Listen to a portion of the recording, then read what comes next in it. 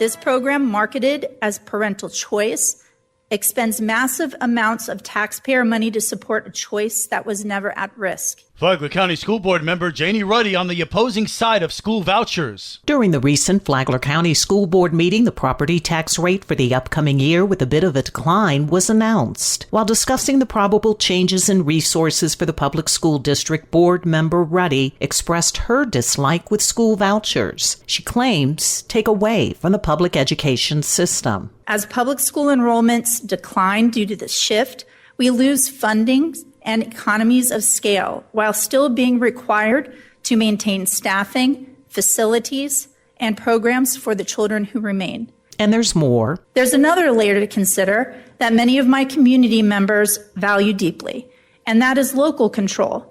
With the state taking a greater role in school funding and policy, we lose the ability to tailor decisions to our own community needs. However, Flagler County School Board Chair Will Furry has a positive outlook on school vouchers. Public schools are no longer the monopoly, and the onus is on us as a organization to present to parents that we are the best choice. He adds there's another important benefit. Now, even students that are in impoverished neighborhoods can go to private school.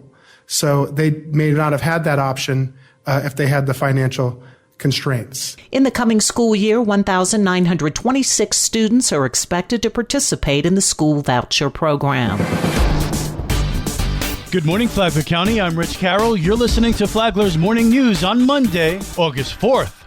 Drugs and manslaughter land a man in Flagler County in prison for quite a while. Justin Maddox was convicted and sentenced on multiple charges, including manslaughter, after an investigation by the Flagler County Sheriff's Office Major Case Unit. Flagler County Sheriff Rick Staley.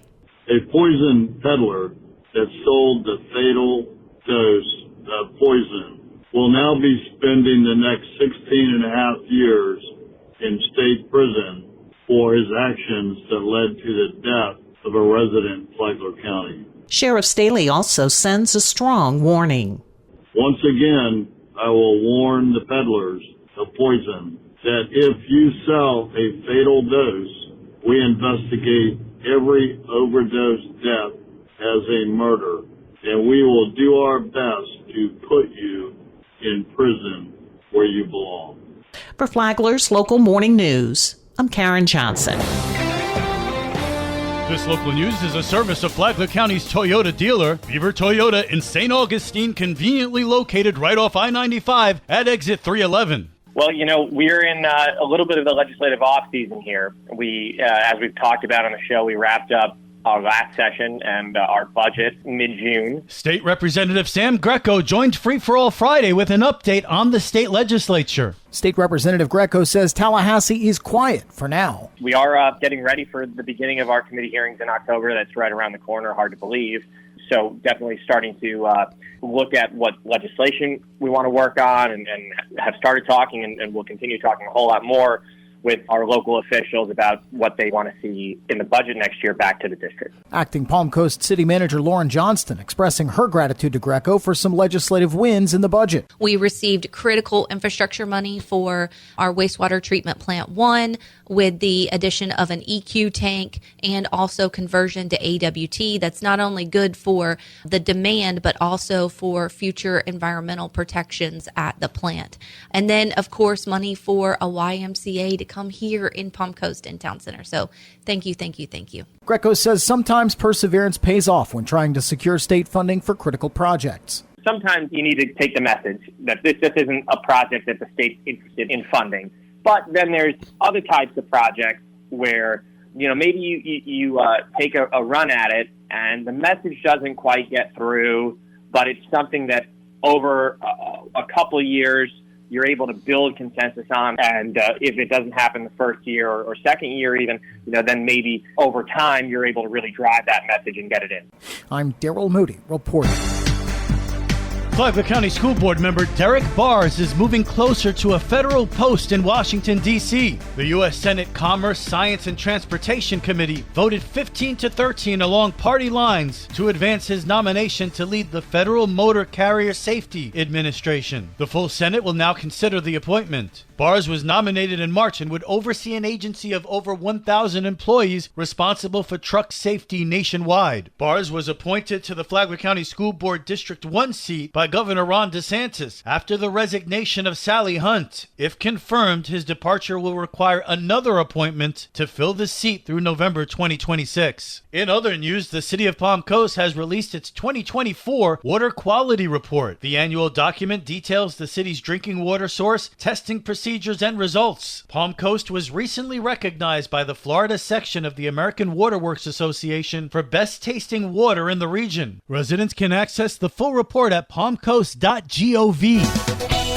And now you're up to date on Flagler's Morning News. I'm Rich Carroll.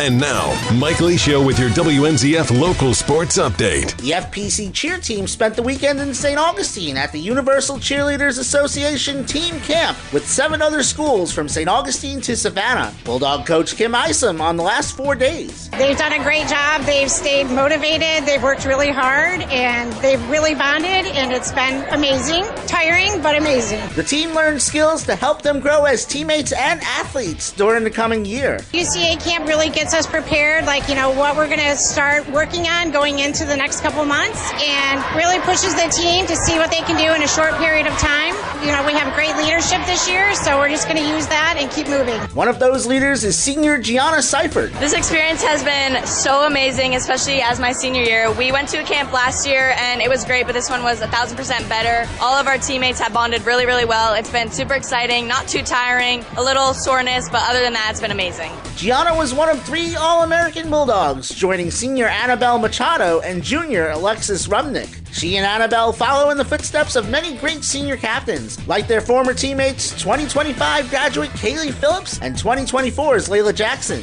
We definitely have learned from them. We've cheered with them for 3 years now, and I also did SGA with Kaylee and Layla, so I got to learn from them, kind of talk to them and see. I still reach out to them. I know Annabelle and I do. So if we need help with anything, they're still there, and we just trying to keep raising the bar for the next seniors to come. Gianna's thoughts on the Potato Bowl? I am so excited. Go Dogs! We're the broadcast home for the Potato Bowl. Keep it here for continuing coverage from now until kickoff, including a report on Matanzas Friday. The 17th meeting between Matanzas and FPC takes place August 22nd at 7 p.m. live on WNZF and the Flagler radio app. FPC was the host of the Flagler Open Saturday, an AAU weightlifting event for high schoolers and class of 2025 graduates. 40 Bulldogs competed, winning 47 medals, including 18 golds. WNZF is your home for local sports, with updates Mondays and Fridays. From the sports desk, I'm Mike Licio.